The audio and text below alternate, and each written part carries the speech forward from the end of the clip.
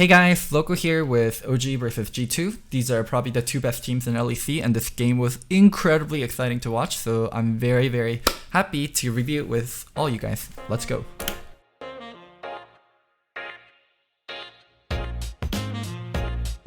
Rides ban, like Yumi ban, at this point, if you watch enough VOD reviews, you should know like these bans are just very standard across the board. Yumi, Sona ban, it's actually interesting, G2 banning Sona, because OG did play Sona Kench, and also they've shown proficiency on Sona Taric, so it looks like they don't want to play versus it. Aatrox ban, like these are just all OP bans. So one thing that is a little bit kind of suspect, in my opinion, for OG is they banned 3 OPs from blue side, and that's kind of shitty. And then you end up first picking Sejuani. You end up banning 3 OPs and first picking Sejuani, where blue side should be getting one of the OP picks. So a little bit weird pick and ban in my opinion. I actually thought this draft wasn't the best for OG at all, because blue side you can be getting just so much more. G2 replying with Xayah Zarbon. OG picking up Rakan, cutting off Xayah Rakan. What are you looking for? Mid lane, they did play Camille mid, so they have an ability to play Camille mid. Ooh, taking Ezreal instead.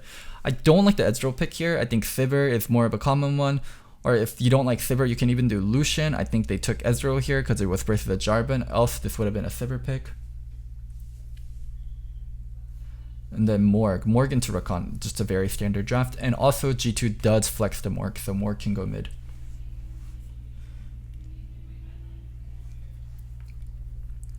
Ooh, Renekton ban. That one's spicy. I guess Renekton and Sejuani is scary, and they probably have to blind pick their top laner on 4. That's probably why they're banning it, because they don't want their top laner to play versus a Renekton Sejuani. Camille ban. Banning out Camille so they can't run the mid Camille.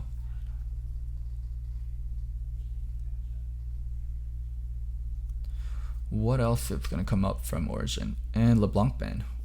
Okay.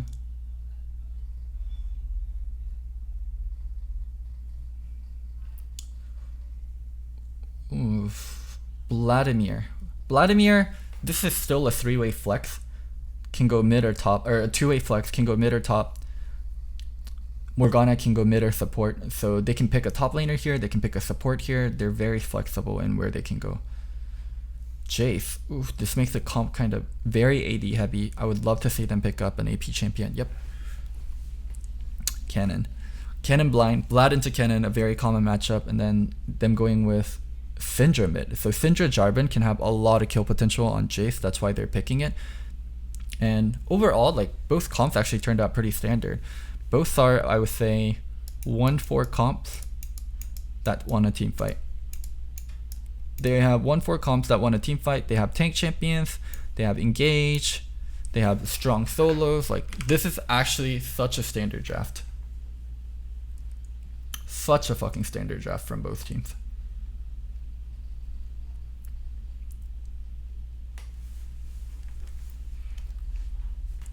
Did I watch the game already? Yeah, I did watch this game already. I made sure I watched all the LEC VODs before I did Listen Loco.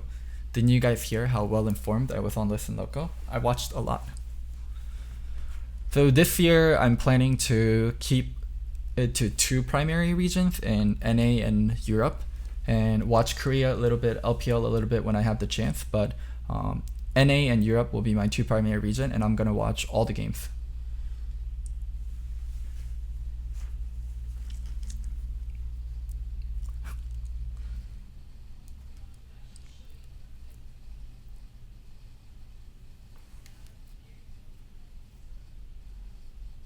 Both bot laners not leashing. Wow, I'm shocked that they're not leashing for a Seju. Because Seju is one of those champions where if you don't have a leash, it feels like fucking garbage. Like look, Jarvan's already finished with his camp and moving, like Seju's fucking stuck there. Like Jarvan's already on his second, like blue, he went from red to blue while Seju's just on raise. Like that's the difference of Sejuani's early clear, and I'm shocked that they didn't leash for her.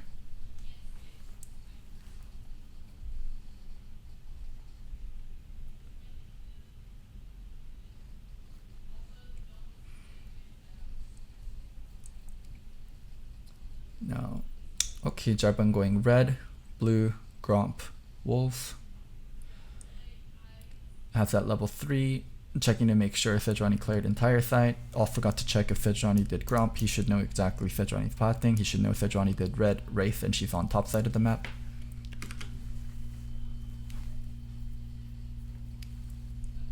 Ooh, this one's a little tricky. Doing Wraith and then coming back for, looks like Scuttle, can threaten either mid or bottom. One thing that's kind of bad about this pathing is neither jungler is taking Krux, because Krux is where you get a lot of your... Man, this was so sneaky.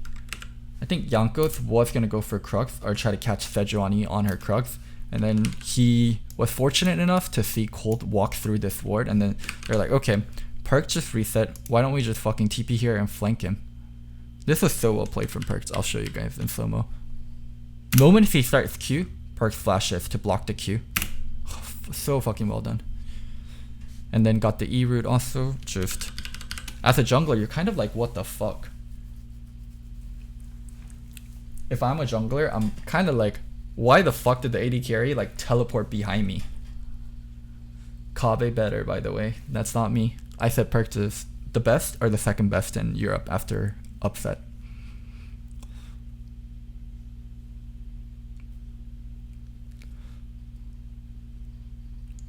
Oof. Over eager from Jankos. I'm pretty sure he missed the EQ flash. We can slow it down and look. Oh yeah, he missed the EQ. And then he flashed right after to try to get an auto. Okay, he didn't try to EQ flash, but he missed his EQ because Nuked Up flashed. Getting punished in the process. This game, one thing I was really shocked by was OG's kind of willingness to match G2 in their aggression. Because I always viewed OG as more of a control team, but they play so aggressive this game, and they weren't just fine like chilling with G2, like they wanted to match G2's aggression.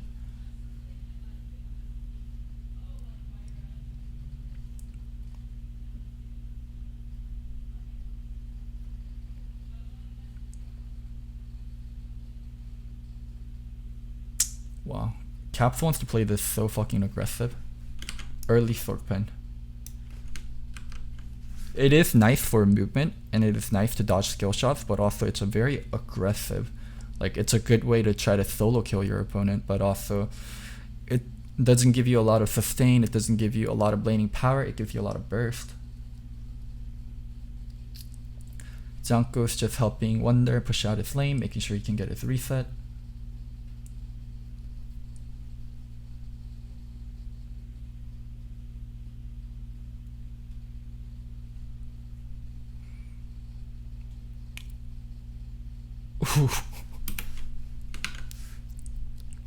That was just a really nice catch up by them, where they caught out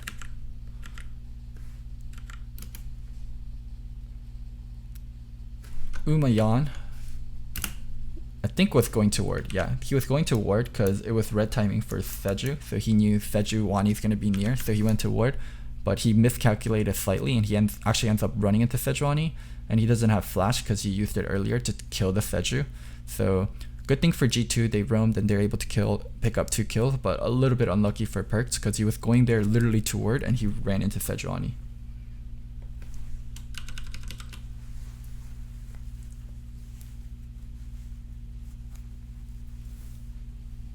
Replying with Ocean Drake because they have tempo from the kill. Caps kind of out of place. This is like the Caps consistency thing we talked about, where he is the best mid laner, but he does have these kind of like oopsies.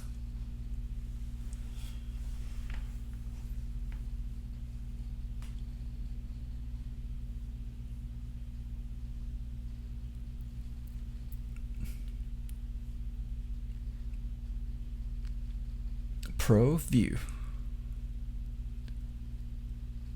Look at the stun timing here. He puts the Q down, waits to stun, so he's not wasting any of the duration because he knew he was already rooted.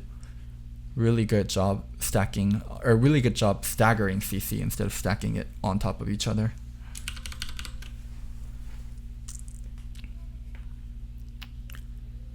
Good flash ult from Mickey X. Oof. Oh! Oh! Just as I said, good flash ult from Mickey X. Never compliment a pro player. They will troll you the moment you compliment them. It's called the caster's curse. Perkz with the stopwatch to dodge the ult, but not enough.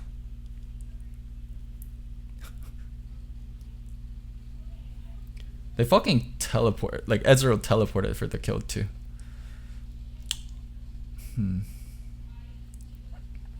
Wow, this game's just so bloodthirsty. And it's OG actually ahead in the early game. Like, this is one of the ways you can play versus G2. Like, match them in their aggression. Don't play pussy. It is probably the best way just due to how the meta is right now. I think trying to be defensive against aggressive teams is just so incredibly hard.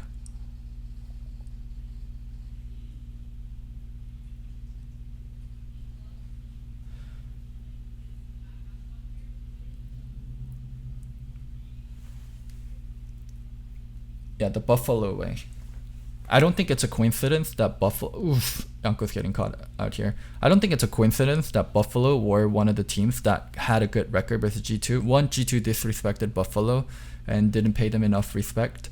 Two, Buffalo plays in a way where if they get ahead, they have a shot at beating pretty much anyone.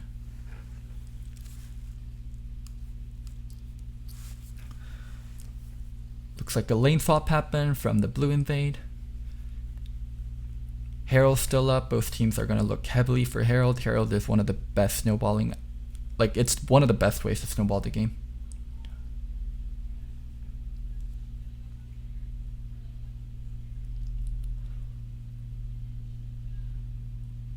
Oh, wow. What the fuck was he doing there? You see Jarvan mid-D. What the fuck, mid-D? Like, you don't see Morg and you see Jarvan. Where the fuck is Morg gonna be? Like, mid-D.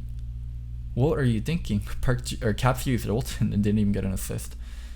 Inferno Drake in return, but they're gonna take Herald. They're gonna be able to pressure top turret. Like, OG's not getting enough. This is where OG is starting to bleed out. They lost the first turret. They're gonna give up Herald. Herald's gonna get used mid. They're gonna be able to get mid turret.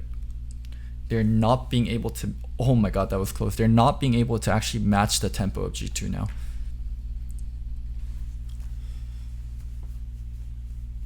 Mid-D, what the fuck? Like, he has to know Morg is going to be behind him. He doesn't see Morg on the map. Yeah, and Perkz also got so much free farm. Solo turret gold.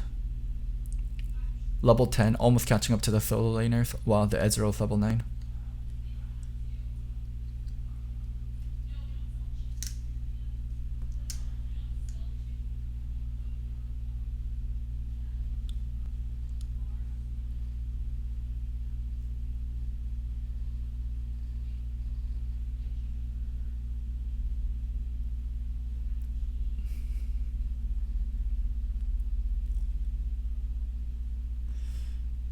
Oof. Oh man, that was so close actually. I love that OG is still trying to look for plays.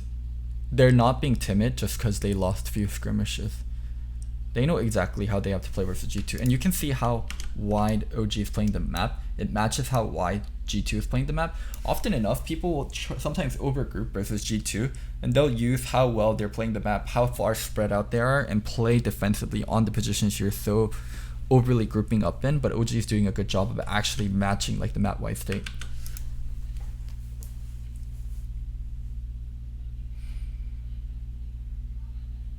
There is a ticking time bomb in Vladimir though. Vladimir later on, if he's able to get on the backline of Jace and Ezreal, which he can do easily, it is so fucking disgusting. As just like a non-mobile, or as just like a squishy backliner, Vladimir is one of your worst nightmares. Vladimir flanking.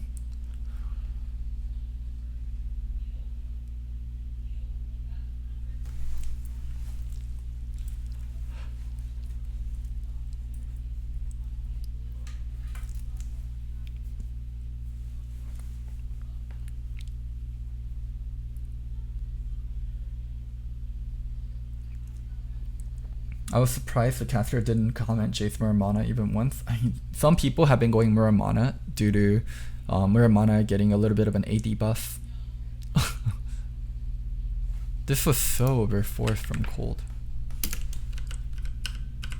You missed the ult, and then you're like, okay, I'm gonna flash W. I mean, I guess he burned the flash for it, but damn, was that even worse?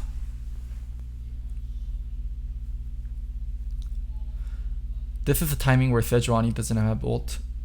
It's a really good timing for G2. OG is missing their engaged tool right now because Sejuani doesn't have ult.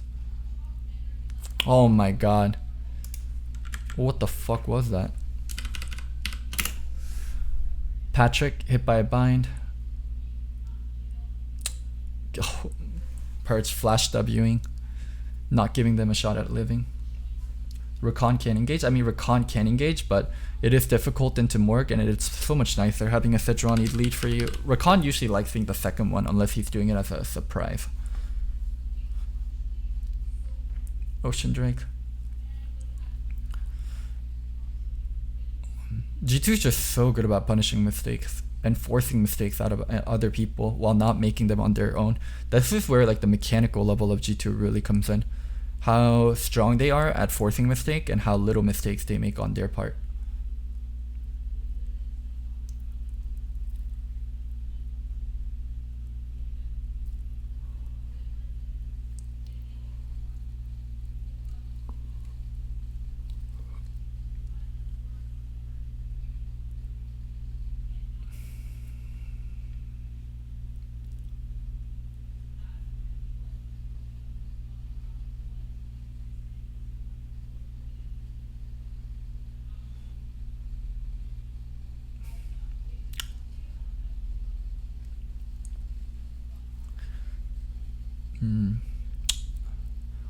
I mean, next thing that's going to come up is Baron control.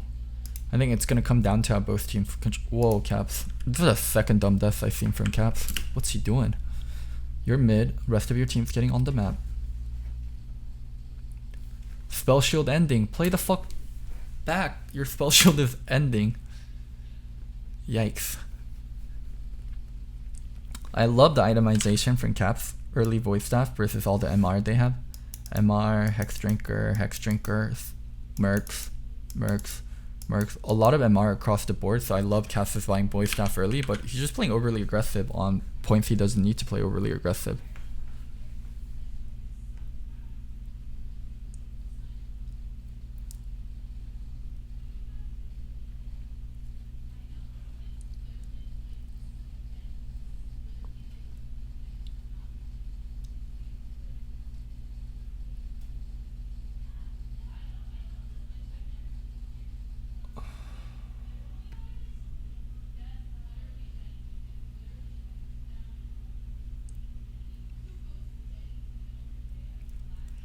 Oof.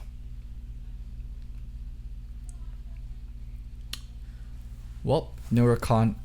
If OG checks into this, it's so difficult, like getting through chokes like this, because Syndra Q, Morgana Q, these points, G2 can defend really well, and G2 should turn off a Baron. If you get stuck in Baron Pit versus a cannon with ult and flash, you're gonna fucking die. I really want to see G2 actually turn off a Baron.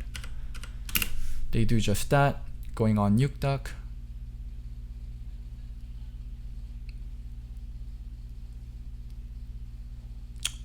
Okay. Yeah, G2 doesn't stay on Baron. That's 100% the right call to make. If they actually stayed on Baron, that would have been fucking 3 people dying. Give up Baron. It's a Kennen with flash ultimate and stopwatch. Have to respect it.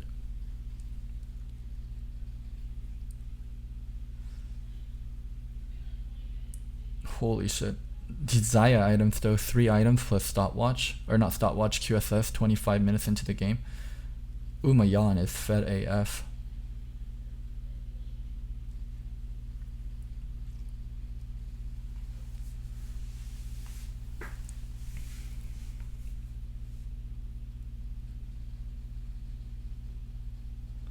Jankos did a great job of waiting there. The teleport from Perkz was just so good on this pot.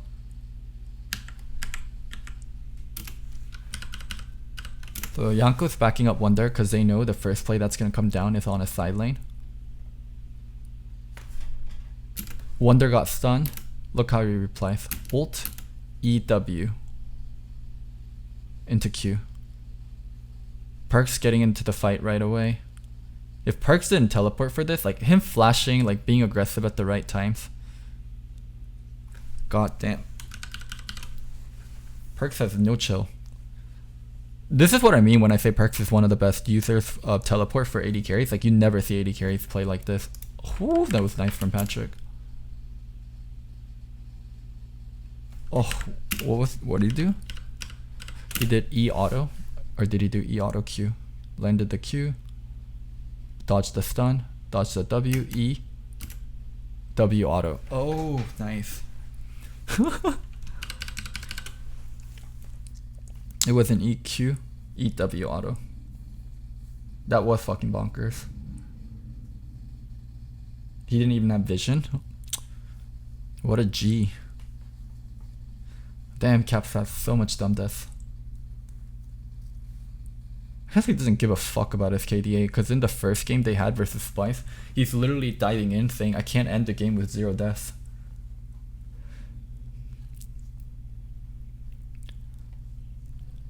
This is really good setup from G2, just a teleport coming in from AD carry. It's a 4v3. It's a 4v3 that G2 is coming out ahead in.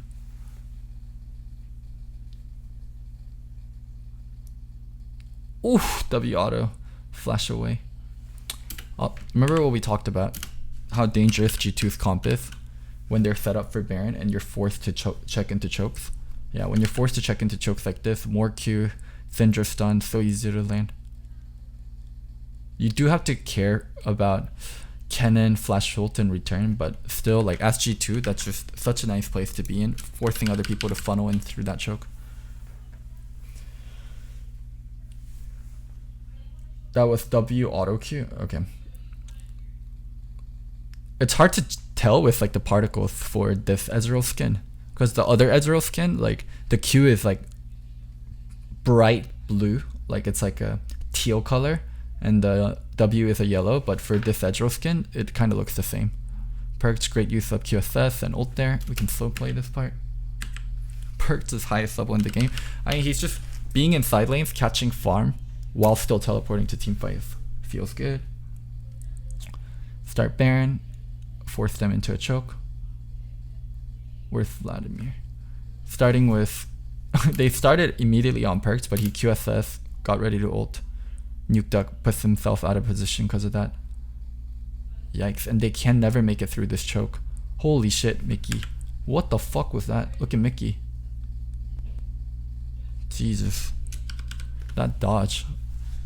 That is not support player movement. That was not support player movement.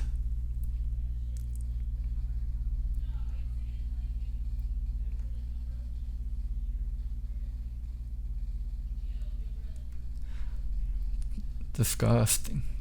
Now it's game over. Once G2 has this gold gap, they never let it go. Once G2 has you by the throat, they're not a team to ease up. Mickey X was a mid player. That explains a lot. His mechanics are so fucking good for a support. Breaking Seju's ankles. Oof. Dodge the W flash.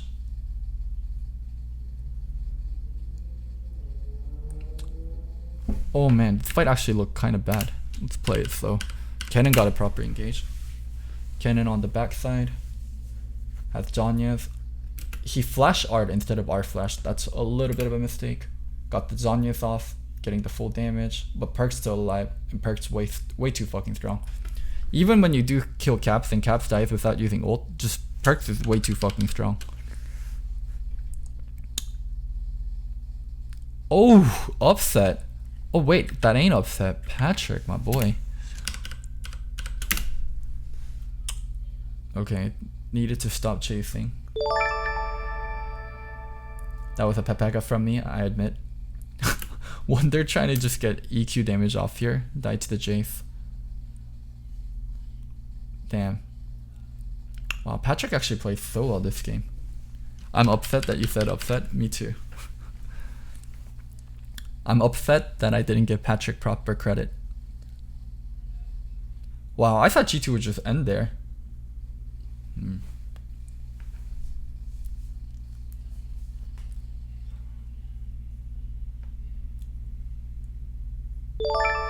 Awong11, thank you so much for the sub, man. Yeah, I thought G2 won the fight after, what is it? Perkz started cleaning up. Yeah, after this point, G2 won the fight here, but it's you're chasing into Ezreal without any way to really gap close. Like Jarvan is a way to gap close on Ezreal, but when Ezreal has flash, like he's just not gonna get hit by a Jarvan EQ, especially top tier Ezreals.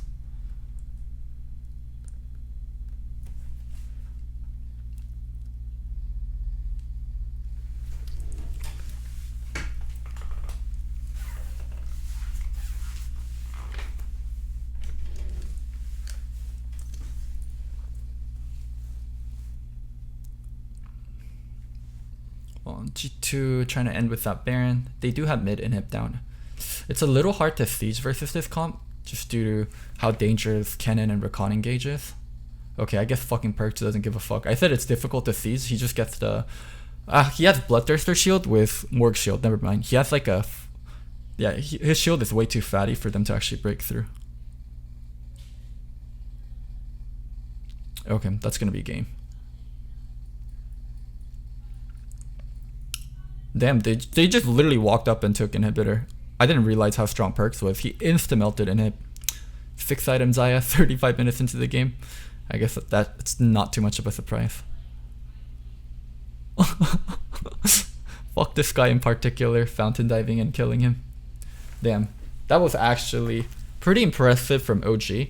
But overall, G2, especially Perkz, like Perkz was fucking MVP for this game. He played so well. He really doesn't get enough respect as a top tier AD carry. Like even after winning MSI, Frost and Dracos didn't give him the kind of respect I thought he deserved in their top 20 list. I feel like Caps kind of trolled. Wonder was okay. This game was really about Perkz and Mickey X and a little bit of a Yonkos. Well, that's my G2 OG VOD review. I hope you guys enjoyed it.